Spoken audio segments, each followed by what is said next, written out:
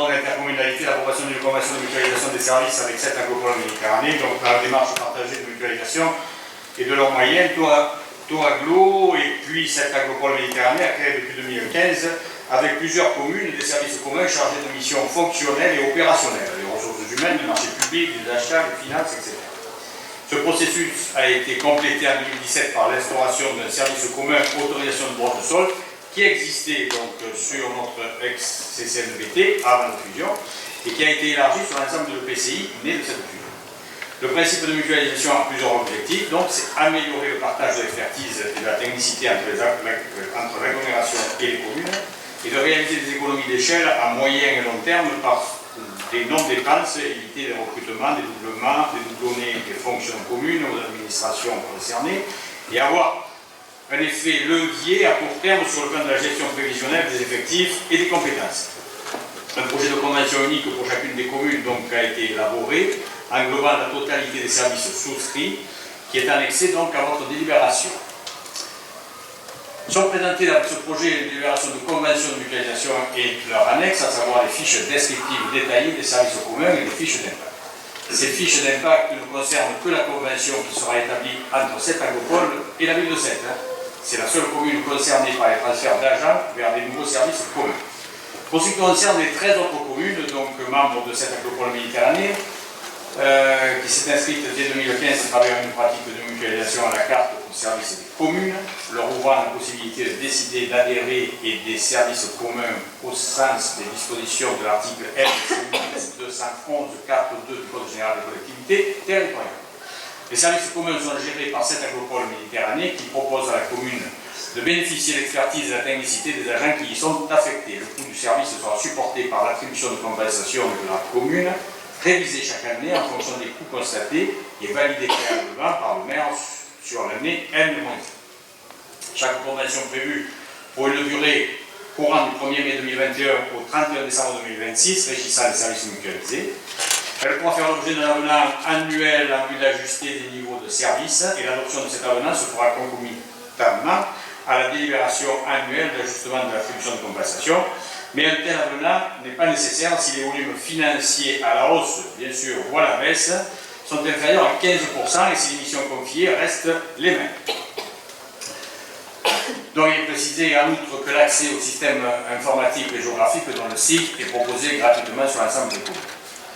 Je vous propose donc d'approuver les termes de cette convention, la convention des services communs entre la communauté d'agglomération, cette agropole Méditerranée et la commune de Metz, ainsi que les fiches détaillées descriptives des services annexes, et de m'autoriser à signer donc ces conventions ainsi que tous les documents qui s'y rapportent, étant précisé que les crédits sont inscrits au budget, nous on n'est concerné que par les droits du sol. Autorisation de droit du sol. Y a-t-il des questions? Monsieur David. Oui, donc on a l'air de changer de système.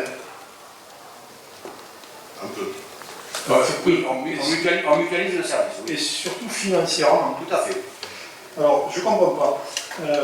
On avait un service à l'agence d'urbanisme entièrement gratuit qui remboursait en plus de l'intercommunalité vers la ville de Metz un poste à temps complet. Tout à fait. Là, vous nous proposez un service qui va être payant sur la base de 75 € de l'acte, avec un coefficient de pondération en fonction des actes. C'est bien ça? C'est ça, tout à fait. Qu'est-ce qui justifie ce changement? C'est une volonté de l'aglo d'uniformiser dans les services, comme tout service mutualisé au sein de l'aglo. Oui, c'est une discussion qui a eu au sein de l'aglo, une proposition donc, du DGS, pour ne pas le citer. Bien sûr. Mais non, mais voilà, c'est le DGS qui fait le truc, vous savez. Donc il fait des propositions, voilà, et donc c'est vrai que les communes qui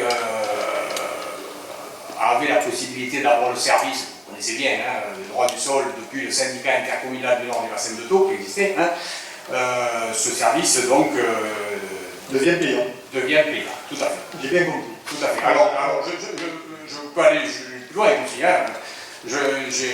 Bien sûr, je n'étais pas pour. Hein, je le dis, le maire de Metz n'était pas trop favorable. Il y a eu des discussions, il n'y a pas que le maire de Metz n'était pas favorable. Hein.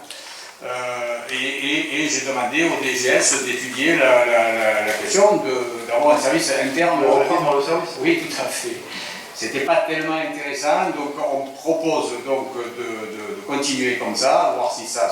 Bon, c'est un coût, c'est vrai, il ne faut pas le nier, je le reconnais, ça aura un coût, mais ça sera toujours moindre que si on embauche une personne. D'accord. Le coût justement, est-ce que c'est les 17 210 € qu'on voit arriver dans un DM? Tout à fait, monsieur. D'accord. C'est pas le coût, non, c'est pas le coût global. C'est, comme je vous ai lu... C'est la baisse de l'attribution de compensation. C'est la baisse de l'attribution de compensation qu'il va y avoir, et c'est provisoire. Ça sera ajusté au vu du nombre de dossiers qui seront traités. J'ai compris qu'on allait compter le nombre d'actes, on allait appliquer 75 € par acte avec un coefficient 0,5. Suivant le... Et on retiendra ça de la dotation que l'aglo envoie vers la ville de Metz. Tout à fait, et ça ne fera pas partie de la clé. Donc c'est bien lié avec la question derrière. Tout à Parce fait. que dans la question derrière sur la clette, on voit qu'il est précisé dans le rapport de la clette que c'est hors finalisation. Tout à fait. Alors, est-ce que vous avez estimé en fonction des actes, mettons 2020-2019, oui, ce que ça peut faire? 28 000 €. 28 000 € du moins sur l'attribution de compensation. Tout à fait. Et les 17 000, c'est parce qu'on n'est pas en année pleine? Voilà, tout à fait. Bon, c'est bien ce que j'avais compris. Mais je trouve que c'est une aglo qui commence à chercher des sous un peu partout. Et je comprends pourquoi, avec les investissements qui ont été faits. Et je trouve que la ville de Metz y perd. Oui, moins que les entreprises, mais c'est uniformisé. Mais rassurez-vous, reprenez le rapport de la clette, là je m'adresse à Mme Malaviole, quand le service droit du sol a été transféré. Je vous engage à regarder le rapport de la clette à cette époque et les sommes retenues par ville. Vous allez avoir des sacrées surprises. Oui. Parce que les communes du Nord, on a dit, on vous retire rien puisque c'était gratuit, mais vous gagnez rien. C'est vrai. Neutre. Les communes du Sud, ex-Aglo, elles ont toutes eu un bénéfice sur cette opération. Et je l'ai chiffré. Et je trouve que c'est pas normal. Mais alors après, excusez-moi, monsieur, j'ai fini. J'ai regardé après comment ça fonctionnait, en gros, puisqu'on change de système pour moi, donc je regarde comment ça va fonctionner. Et qu'est-ce qui se passe si on n'est pas d'accord? Mais si on n'est pas d'accord, c'est très bien écrit, c'est les DGS qui vont essayer de se mettre d'accord, avec les chefs de service pour les services qui vont faire la proposition. Il y a qu'un petit problème, c'est que le DGS de 7 aglo et de 7, c'est le même. Donc lui, il ne se met pas d'accord tout de suite. C'est pas le problème. Second problème, c'est que les chefs de service qui sont chargés de faire les propositions et la répartition, ils sont sous la hiérarchie directe du DGS de Sam. Oui. Voilà. Donc ça me pose un sacré souci quand même. C'est quand même... J'entends tout ce que vous dites. Et tout ce que vous avez dit là, je l'ai dit. Par contre, il faut uniformiser sur le territoire. Il faut que tout le monde soit sur le même pied d'égalité. Mais je suis entièrement d'accord avec ça, et je vais vous citer plusieurs exemples. À tous les niveaux, mais à tous les niveaux, oui. Quand on fait la clette et qu'on passe à la clette, le transfert du stand de tir, vous étiez à l'époque responsable des grands travaux. Oui. Qu'on évalue ce transfert à 13 000 €, et qu'ensuite on investit 500 000 € sur cette opération, plus un parking, moi je dis qu'on devrait tous traiter de la même façon. C'est l'aglo qui a investi 500 000 €. Tout à fait. Sauf qu'on a retenu la ville de 7, 13 000 €. On a retenu 13 000 €, oui, parce que c'est... Oui, mais je constate. Qu'on soit traité comme ça m'irait bien. Oui, mais enfin bon, pour le moment, on n'a pas transféré encore le service. En fait, c'est pas un transfert, c'est une compétence complète. Mais de toute façon, pour reprendre, si vous parlez du centre de tir, à l'époque, nous n'avions pas la possibilité d'y aller. Aujourd'hui, nous avons la possibilité d'y aller, plus et de plus rapidement. À l'époque, vous nous avez dit qu'il allait être détruit et qu'il allait aller à la Gardiole. Oui, oui. Je parle à la Gardiole au centre de tir de l'armée. Je me souviens que donc il n'y aurait pas à réinvestir. Au centre de tir de l'armée, sauf qu'il n'était plus aux normes. C'est pour ça que l'armée... Mais je suis bien au courant. Voilà, mais je constate simplement, vous dites qu'on devrait tous traiter de la même façon. Je souscris à 100% à ça. Simplement, je constate que c'est pas le cas. Il y a toujours peut-être, alors bon, exactement, de dire que c'est pas le cas, bon, c'est vous qui le dites, moi je le dis pas, mais il y a... Non. On essaie d'uniformiser sur l'ensemble du territoire. C'est toujours pas évident et ça se fait pas dans l'affaire de 6 mois. Il faut du temps et puis et il y a des grincements de dents d'un côté comme de l'autre. C'est vrai. Mais là, bon, la mutualisation, bon nombre d'agglos travaillent de cette façon-là, monsieur Dagbio. Mais je ne critique pas, je fais simplement l'historique qu'on passe d'un système gratuit à un système de transfert de compétences via la clé. Et aujourd'hui, on observe qu'il faut payer. Oui, donc mais là, je suis plus d'accord. Parce qu'on regardez, paye déjà par les impôts. regardez la clé au niveau de la ville de 7, il enlève 350 000 euros, je ne sais plus pour quel transfert de personnel, oui. Non, mais moi, simplement, je ne prends pas l'historique structural. Aujourd'hui, je constate qu'on n'avait pas un service payant, il va nous coûter 28 000 euros. Je ne suis pas d'accord. Sauf qu'aujourd'hui, le service que nous avons à l'agglo, et il ne date pas de l'agglo, M. Dagbio, vous le savez très bien aussi, il y a un problème de personnel, il y a un problème de recrutement, il y a un problème d'instruction de permis de construire, il y a un problème récurrent, et ça fait fort longtemps. Vous le savez très bien, depuis le départ de M. Olivier Brousse. Vous le savez. Hein. Donc aujourd'hui, les maires du Nord ont critiqué un peu ce système, que ça ne fonctionnait pas, et donc ils ont... Bon. C'est sûr que quand on ne remplace pas le directeur, ça ne marche pas. Pardon? Il a été remplacé, M. Brousse? Non. Attendez, M. Dagbio, vous le savez bien, vous y étiez. On l'a pas remplacé, on l'a mis... Enfin, vous savez, ça ne met pas ça en Je sais bien. Voilà. Moi, j'avais demandé qu'on remplace le directeur. Tout à fait. Mais pourquoi on l'a pas remplacé plus tôt? Parce que il aurait fallu le faire. Comme M. Brousse est parti. Ah, je suis entièrement d'accord. Oui. Je suis entièrement d'accord. Entièrement d'accord. Monsieur Baïsa, je vous en prie. Allez-y. Oui. En parlant d'équité, je vous donnerai... je vous ferai copie de la réponse cavalière que m'a fait Laurent Semagne. Je l'ai, monsieur Baïsa. Franchement, c'est vraiment, on va dire, je dirais ça du foutage de gueule. Voilà. Ah, mais vous lui direz en face, c'est pas moi. Hein. Oh, mais j'avais l'intention de lui dire au dernier conseil communautaire, mais il n'était pas là. Non. C'est M. Comen qui a présenté la question, mais bon, je trouve que... Mais qui n'était pas bien au courant non plus. Non, il n'y a pas vraiment qui était au courant de cette façon de traiter les ordures ménagères sur le sud et sur le nord. Ouais. Mais si je peux me permettre, monsieur Baïsa, je n'ai pas voulu répondre à cette question, M. Comen, vous avez vu, s'est tourné vers moi, je n'ai pas voulu répondre à cette question, pour une bonne et simple raison. Vous avez annoncé lors du dernier conseil communautaire qu'il y avait une différence entre le sud et le nord, ce que devait nous dire M. Dagbio concernant pas pour les ordures, M. Dagbio, il y avait une différence. Vous l'avez dit pour les déchets et les ordures. C'est vrai, à l'époque, à partir du mois de juin, je crois, M. Dagbio l'a peut-être confirmé, il y avait 2 ramassages. De mai à octobre. De mai à octobre, il y avait 2 ramassages d'ordures, des ordures ménagères sur le pavillon. C'est vrai. L'an dernier, il n'a été que de partir du mois de juin. Il est vrai que dans le sud, c'est 2 jours par semaine, toute l'année. C'est vrai. C'est des acquis qu'il y a aujourd'hui, qu'il y avait hier, donc sur le sud, qui vont être mis à terme à partir de septembre-octobre, où le moment où le service pourra le faire, il n'y aura plus qu'un ramassage par semaine au sud. Ça, c'est réglé, c'est prévu comme ça. Il n'y aura toujours qu'un ramassage par semaine dans le nord, sauf pendant la période de juillet et d'août, qu'il y aura 2 ramassages sur l'ensemble du territoire. Si, et je pense que dans votre courrier, je l'ai lu en diagonale, j'avoue, je pense qu'elle précise et qu'elle dit, si on s'aperçoit, lors des levées, il y a des volumes trop importants, ils rectifieront le tir. Hein, enfin, c'est pas ces termes-là, mais je pense que c'est un truc. Par contre, de dire qu'il y a une différence, oui, il y a une différence pour ça, mais il y a aussi une différence que dans le sud, les artisans, les commerçants et les entreprises payent la décharge dans la déchetterie. Dans le nord, pour le moment, ils ne la payent pas. Donc les gens du sud pourraient aussi, enfin les entreprises du sud pourraient critiquer la différence entre les deux. Il est, comme je disais à M. Dagbio, et ça vous pouvez le comprendre, il faut à un moment donné uniformiser sur l'ensemble du territoire. Et la guerre du nord et du sud, bon, je pense qu'à un moment donné, il faudra peut-être arrêter. Hein, voilà. Donc c'est vrai, vous avez raison, il y avait 2 ramassages et la plus qu'un, c'est vrai. Mais je ne pense pas, du moins, vous savez, des lettres, j'en reçois énormément. Des lettres des gens qui sont mécontents, parce qu'on arrache des peines. Parce qu'il y a des algues au bord de la plage. Monsieur Baïza, vous êtes baigné quand vous étiez gamin, il y a toujours eu des algues sur le bord de la plage. À Metz, surtout.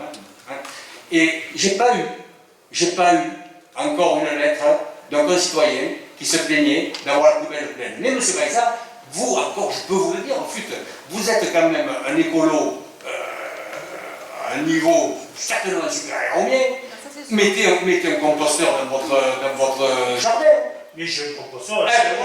Donc moi, je ne parle pas. Moi, je ne travaille pas pour vous, je sais bien. Moi, ce que je constate, c'est que moi, de jouer quand même, on est en période où il y a le temps de... Mais c'est vrai, j'ai pas eu de remontée, M. Baïza, aujourd'hui. Si j'avais une remontée, franchement, je suis clair, là, si j'avais une remontée, donc ne vous inquiétez pas que le téléphone de Mme Magne, je l'ai, celui de M. Réamo, je l'ai, celui de M. Fichou, je l'ai, et si j'avais eu un problème vraiment particulier, j'aurais téléphoné, j'aurais dit halte au feu, il y a un problème. Comme quand vous me signalez, ou que quelqu'un me signale qu'il y a un problème à la Zac des Costes pour des encombrants qui sont là récurrents, et puis qu'on essaie de faire le maximum pour éviter d'avoir tous ces problèmes sur la voie publique.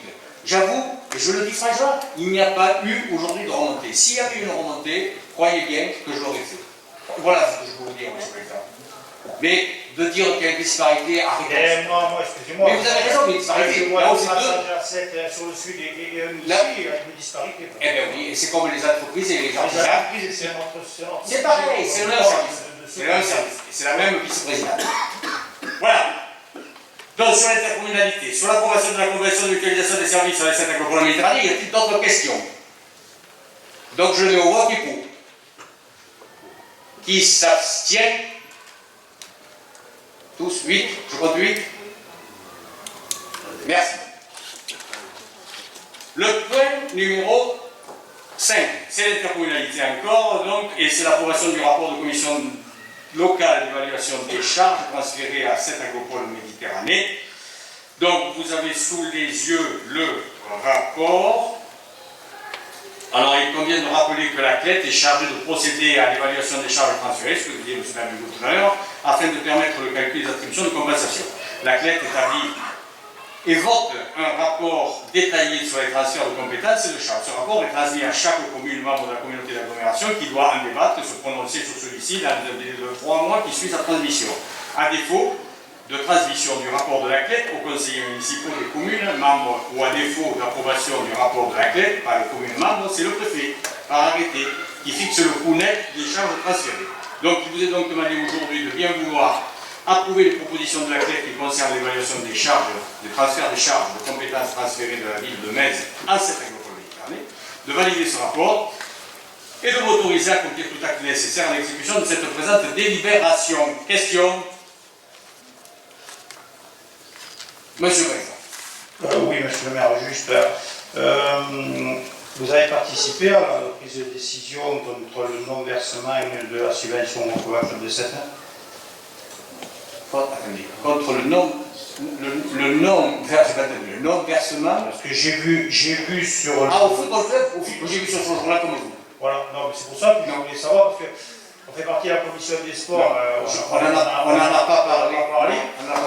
Et vous non plus, vous n'en parlez pas, et je vois que la GO a refusé de... J'ai vu ça ce matin sur le jour. C'est pour ça que je vous demandais si vous Non, franchement, non. C'est pas la commission des sports que vous en avez parlé? Ah non, pas du tout. On n'en a pas parlé. Nous, justement, il était envisagé de, mais il y a... Je ne sais pas si d'autres... Comme j'ai vu que la GO avait refusé, c'est pour ça que... C'est vrai, j'ai lu ça pareil. Est-ce qu'ils ont refusé ou est-ce qu'ils ont décalé? Je ne sais pas. Il y a écrit refusé. Hein, c'est pour ça que je... Non, je ne sais pas. Donc c'est le président qui a pris la décision là-dessus. Il n'a pas versé. Oui, je pense qu'elle a été votée. Je ne peux pas répondre à M. Baïza. Par contre, je peux m'en intéresser, c'est vrai. Mais ce matin, je ne suis pas intéressé. Excusez-moi, c'est important parce que dans le rapport de la CLET, page 17, il est prévu donc de retenir 322 000 € en 7 au titre justement de cette subvention. C'est 322 000 € de la subvention? Page 17, en 2021, la Commission devra statuer sur un nouveau transfert de charges lié à la compétence subvention versée aux joueurs sportifs de haut niveau. Il s'agit de la subvention de l'FSC, oui. Ouais, le montant correspondant est évalué à 322. Donc comment on fait là? C'est assez provisoire, ça. C'est assez provisoire. Ouais, mais il faut voter le rapport. mais attendez, sur le rapport, c'est provisoire. Il faut approuver le rapport. C'est pas dans la colonne. C'est dans le rapport et c'est dans la colonne. Et c'est marqué assez provisoire. Oui, oui, d'accord. Entre le moment où il y a eu... Mais là, on va voter quelque chose, on sait que c'est pas vrai, quoi. On sait que dans l'accès définitif, ça sera différent. D'accord. Ça sera, à mon avis, je ne sais pas, monsieur Laligo, peut-être vous le savez, est-ce que ça doit être acté un conseil communautaire? Je ne sais pas, Dans votre rédaction de délibération, vous proposez d'approuver. Non, mais la commission s'est réunie bien avant cette décision qu'on a vue sur le budget libre uniquement. Donc je pense qu'il faut quand même avoir plus d'informations, parce que les informations presse, il faut les retravailler.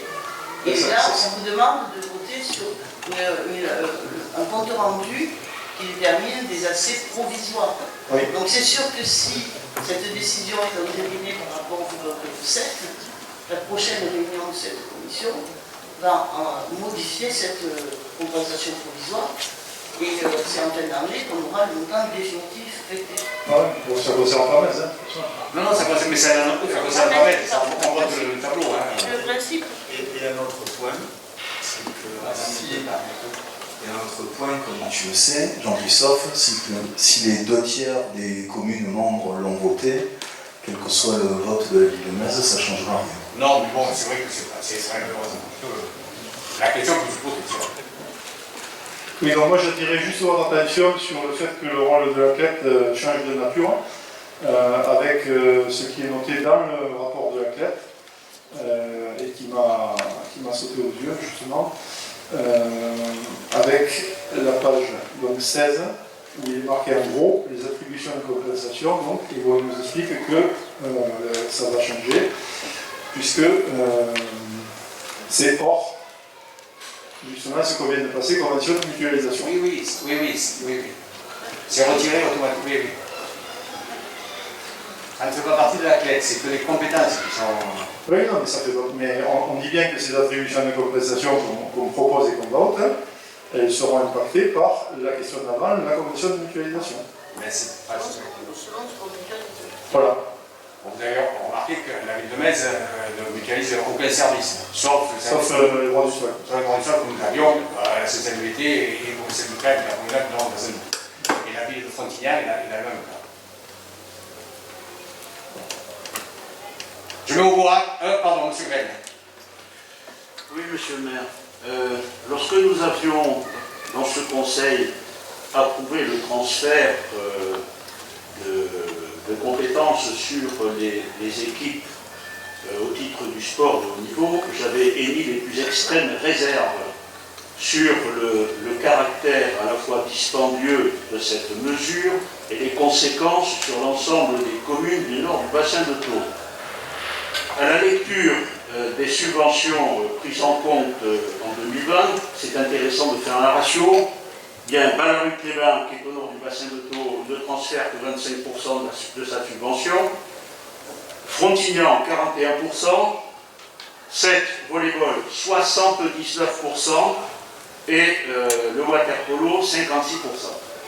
Cela confirme bien, je dirais, les réserves que j'avais faites, mais ce qui montre bien que finalement, dans le système fiscal qu'on nous propose au sein de SAM, les contribuables du nord du bassin de Thau sont pratiquement les machalés de cette agglomération. Et c'est ce qui ne va pas du tout. Il n'y a aucune équité, il y a même une discrimination, on l'a souligné sur d'autres dossiers. Alors, on a le droit de se poser réellement des questions sur le fonctionnement de cette agropole méditerranée, en ce qui concerne les prises de décision, le caractère équitable ou pas, le caractère discriminatoire ou pas de ces derniers. Oui, monsieur Rennes, je ne sais pas, si j'ai bien compris votre question, ou votre affirmation, c'est que certaines villes profitent donc, ou bénéficient de cette subvention de sportifs de haut niveau, c'est ça, hein, et dans le Nord, notamment Metz, on ne bénéficie pas. Monsieur Rennes, qu'est-ce que vous voulez pour un sportif de haut niveau? C'est-à-dire, je voulais que je vous dise, moi, c'est un sportif de haut niveau, il y a des critères pour être sportif de haut niveau, moi je ne le suis pas en tous les cas, hein. Et donc j'attends pas de subvention. Parce que si un sportif de haut niveau à Metz, eh bien il aura le même privilège, si je peux m'exprimer ainsi, que ceux qui sont à Frontignan, à Sète ou à Balruc, les mêmes, comme je veux dire. Alors, attendez, on est sur un territoire et il n'y a pas on fait plaisir à un plus qu'à l'autre, c'est pas vrai, c'est pas ça. Et en plus, qui plus est, c'est la commission qui s'est décidé ça, c'est pas le président, si vous voulez pas, qui. C'est pas ça, monsieur Davigo? Monsieur le maire, Oui, pardon, monsieur Sol. je peux intervenir pour répondre un petit peu à M. Glenn.